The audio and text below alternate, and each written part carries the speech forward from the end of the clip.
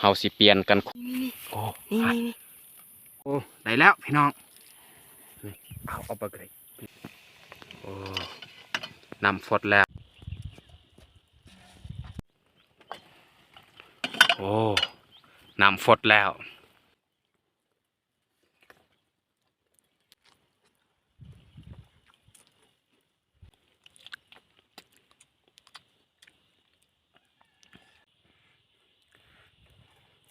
กราบสบายดีเบิร์ดสุขูสุคน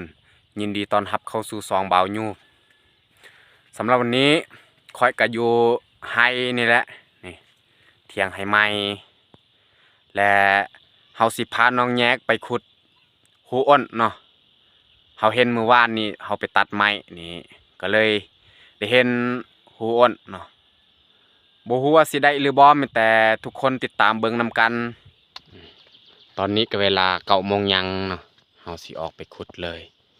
และอุปกรณ์ในการขุดก็จะมีเสียมนี่2 ดวงเสียมที่เฮาปะไว้ในเทียงนี่แหละและจะมี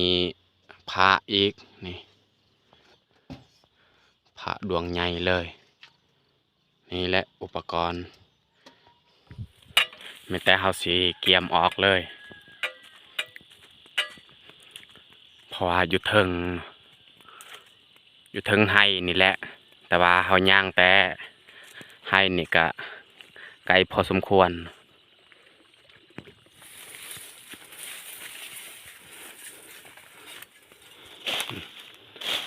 ขึ้นเทิงเลย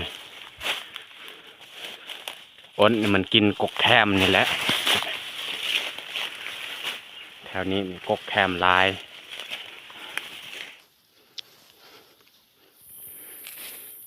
นี่แหละกกที่มันกินกกแคมมันยังไม่ไหม้นี่กำลังเหี่ยวใหม่ๆตัวมันกินแล้วนี่เขาดึงเลยก็ได้นี่เห็นบ่นี่สงสัยมันเข้ามากินใหม่ๆนี่แหละบอลมันเข้านี่ตัวอ้นนี่ถ้าว่ามีหูแล้วนี่มันออกแล้วอันนี้มันยังบ่ทันออกเห็นบ่มันยังบ่ทันออกบ่ทันมีหูโอเคไม่แต่เขาสิทางแล้วก็ขุดเลยสิให้น้องแยกนี่ทางเลยแล้วเราจึงคอยเข้าไปขุดมันจังสบาย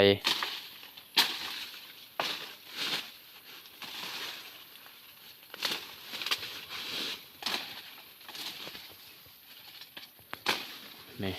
กกแคมนี่ในขนาด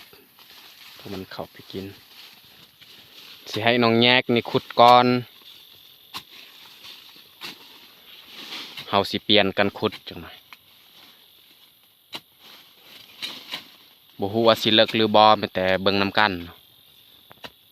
ปกตินี่ถ้าว่ามันเข้าไปกินใหม่ๆนี่น่าจะบ่เลิกถ้ามันอยู่ดนเป็นอาทิตย์แล้วหูมันสิเลิกเพราะว่ามันอยู่ดนแล้วตัวนี้นี่ประมาณ 2-3 มื้อนี่แหละมันเข้าไปกินใบแคมนี่มันยังบ่ทันเหี่ยวปานใดนี่ใบตัวมันกินประมาณ 2-3 มื้อนี่แหละ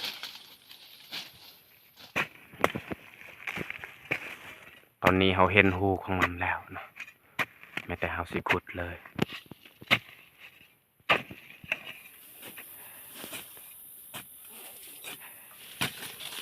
นี่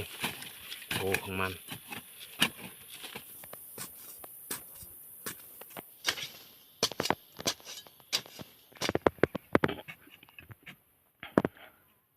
เขาเปลี่ยนกันขุดนี่เมื่อยเลยให้น้องแยกอีกขุดต่อเขาขุดแต่ลุ่มนี่ถือว่าเลิกเติบนี่เห็นตัวแล้วนี่โอ้นี่เบิ้งเวดมไว้โอ้มันยังน้อยนะคือตัวใหญ่เบิ้งสิจับ เขาบอกกล้าจับหรอกหั่นเบิ่งมันกัดเสียมเนี่ยมันยังกัดโอ้ได้แล้วพี่น้องนี่เอาปลากระตัวอ่อนนี่โอ้พุดบักเลิกๆนี่กลัวสีได้โอ้ตัวแม่เนาะสงสัยบ่ทันมีลูก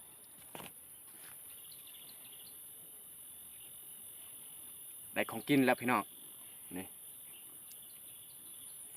โอ้ไม่แต่เฮาสิเอามือเห็ดอยู่เทียงเลยนี่บอลมันอยู่นี่เขาจับโคตรยากยังเลิกอยู่แช่น้องแยกนี่คือมือเลย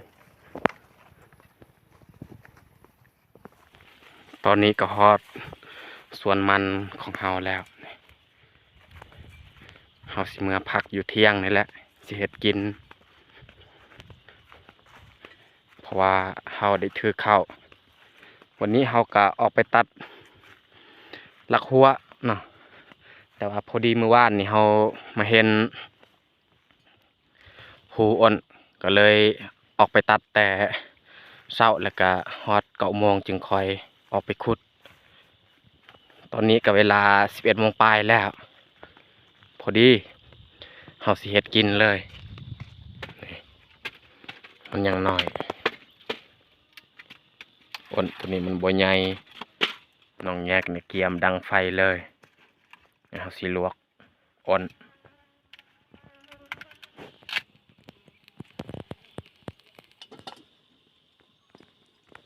เฮาต้มน้ำไว้เพื่อลวกตัวอ่อนเนาะ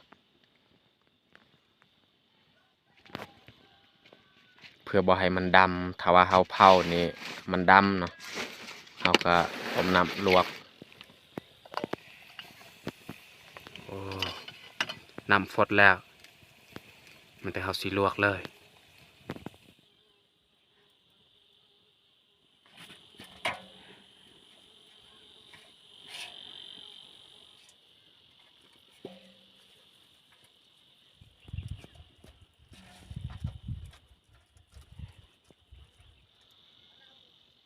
เราถอนคนถือว่าสำเร็จเนาะมันแต่เฮาจะไปเฮ็ดความสะอาดในนองเลยนะบอนทาน้ำเอาพ้นผ้าก่อนนี่แล้วจึงคอยเฮ็ดความสะอาด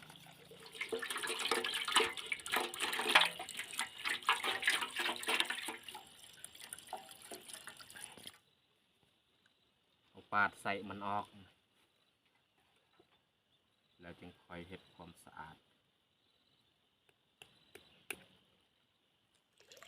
ถือว่าเฮ็ดความสะอาดสำเร็จเนาะ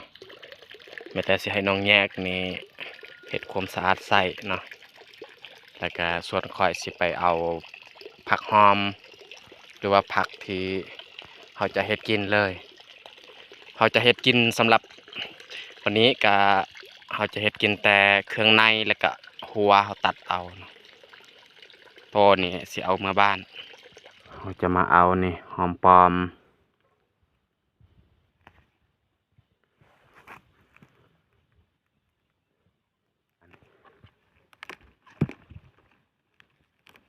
หอมเป้นี่มีแต่ดอกเขาสิเอาดอกมาใส่เลย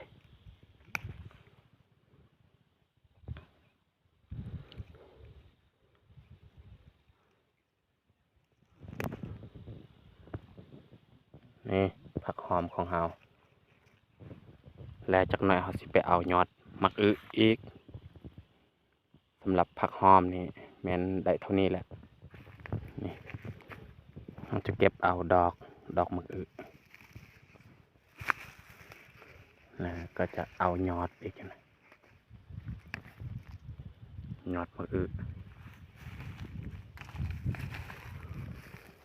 นี่แหละผักที่เขาหาเก็บตามสวนแล้วก็ยังมีผักกาดอีกเขาจะสิมาเอานี่ผักกาดของเรา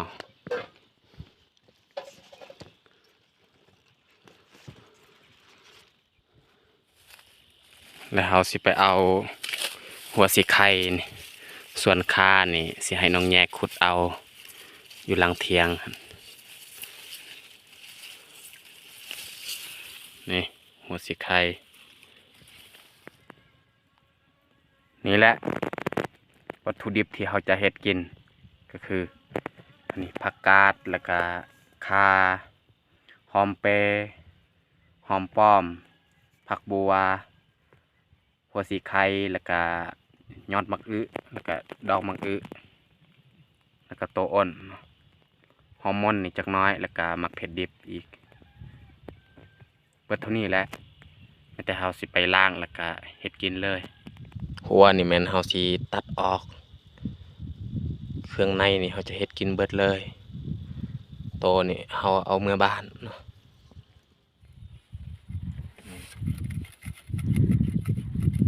หัวนี่เฮาตัดเฮ็ดกินเลยนี่แหละที่เฮาจะเฮ็ดกินก็จะแม่นเครื่องในหัวแล้วก็จะยังมีผักอีกโตนี่แม่นเฮาเอาเมื่อบ้านถือว่าสำเร็จเนาะเฮาตัดแล้วก็เฮาจะใส่ผักหอมนี่ข่าเนาะเฮาใส่ข่าแล้วก็จากนั้นเฮาสิใส่หัวสีไข่ข่านี่แม่นเฮาจะซอยเอาเป็นตอนน้อยๆ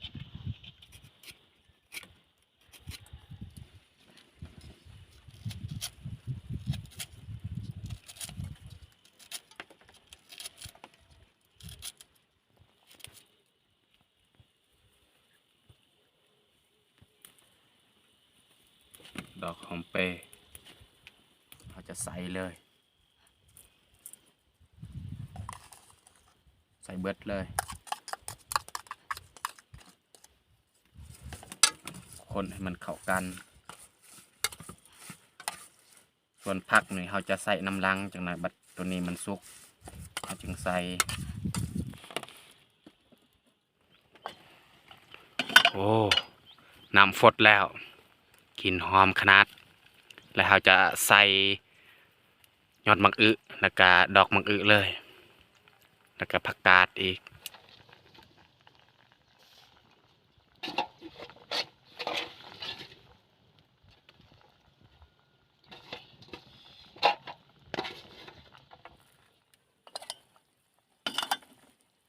เราใส่ผักบัวกับหอมป้อมนี่เราจะปรุงเลย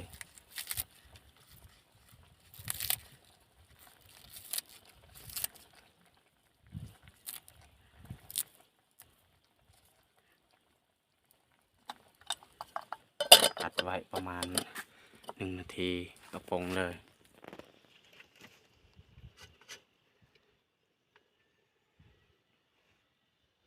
พอดีนะพอดีสุกเลย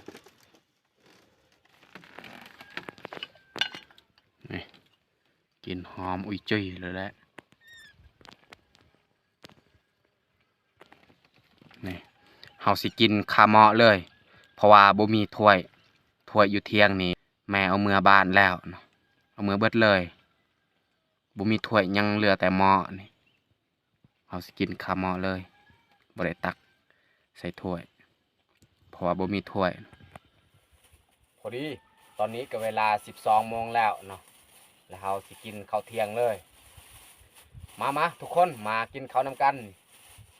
กินข้าวเที่ยงนำกันหิวข้าวแห้งแหละช่วงนี้ก็อากาศร้อนแล้วฝนก็บ่ค่อยตกของกินนี่กินคาเมาะเลยเพราะว่าบ่มีถ้วยเนาะก็เลยบ่ได้ตัก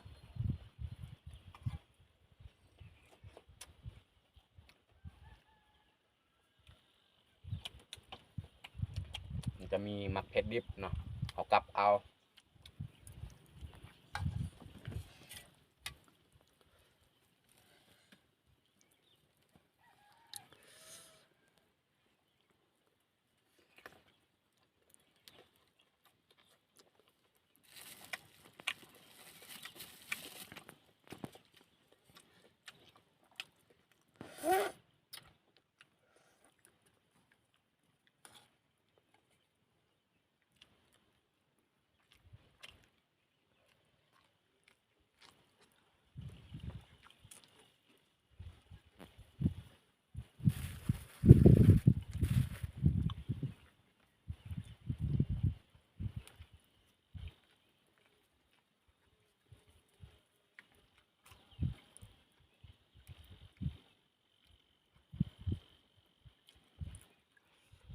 ช่วงนี้กินแต่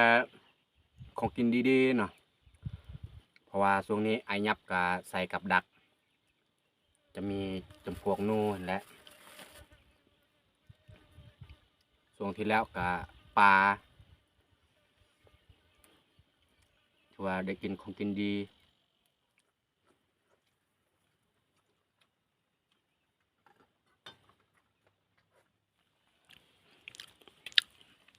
นี่ลองแยกนี่ยกหัวเลยแหละ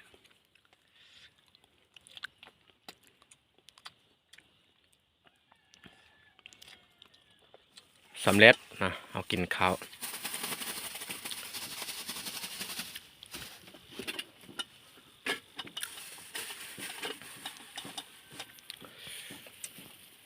แล้วเราจะนอนพักผ่อนแล้วจึงคอยออกไปตัดอีกหลัก ตอนแรกนี่เขาตัดประมาณ10 ปลายหลักเพราะว่ามันฮ้อนนะและสำหรับคลิปนี้ก็น่าจะจบลงอยู่นี่เลย และต้องขอขอบใจทุกท่านที่เข้ามาเบิ่งมาชมแต่ต้นจนจบ ถ้ามักคลิปนี้ก็อย่าลืมกดไลค์กดแชร์เพื่อเป็นกำลังใจให้เฮาได้เฮ็ดคลิปต่อๆไปขอขอบใจ